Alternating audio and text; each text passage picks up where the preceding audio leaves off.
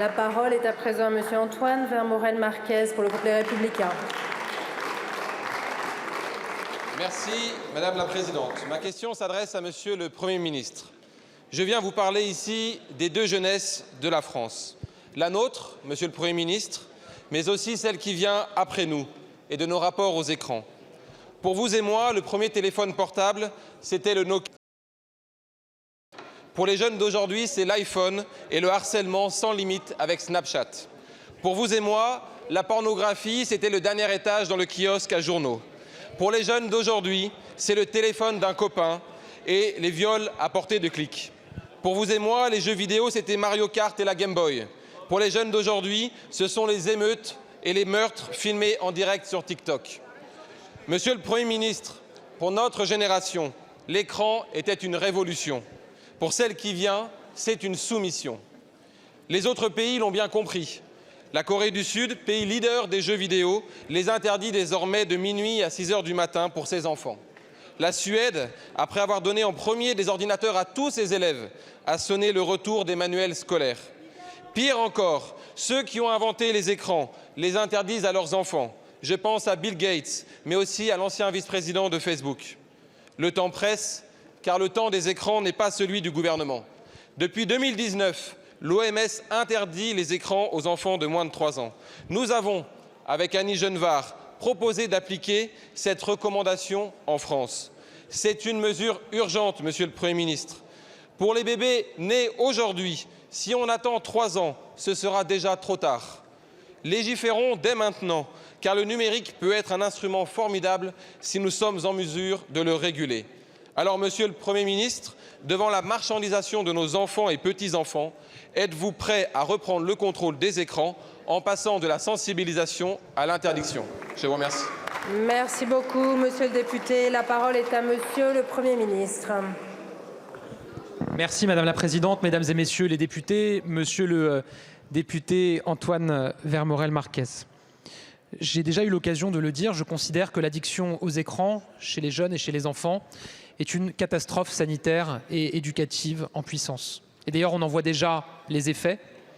On le voit avec ce que nous disent les professionnels de l'enfance, de l'éducation, qui nous parlent d'enfants de plus en plus jeunes qui ont des troubles de l'attention, des troubles du sommeil qui se ressentent dans leur concentration à l'école, des troubles s'agissant de leur santé. On l'a vu avec les phénomènes que vous avez évoqués, les émeutes et ces concours aujourd'hui sur les réseaux sociaux qui poussent à être le plus violent possible et à filmer le plus de violence possible pour la diffuser ensuite sur les réseaux sociaux. C'est un enjeu absolument fondamental.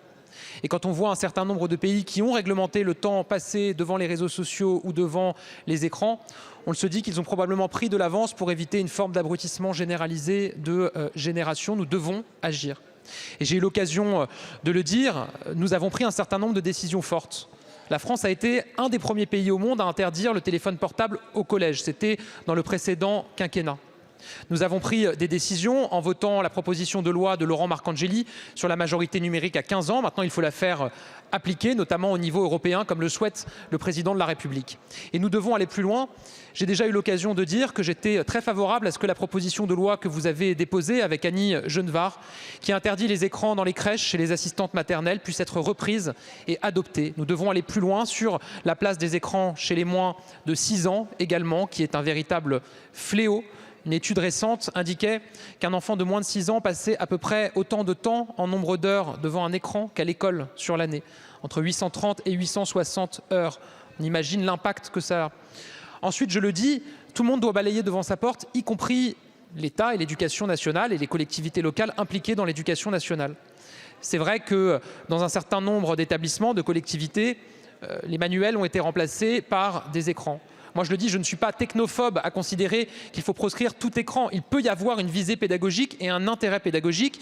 Et on commence à voir un certain nombre de logiciels fondés sur l'intelligence artificielle qui peuvent aider, notamment dans la remédiation scolaire, l'accès d'élèves à besoins particuliers au savoir.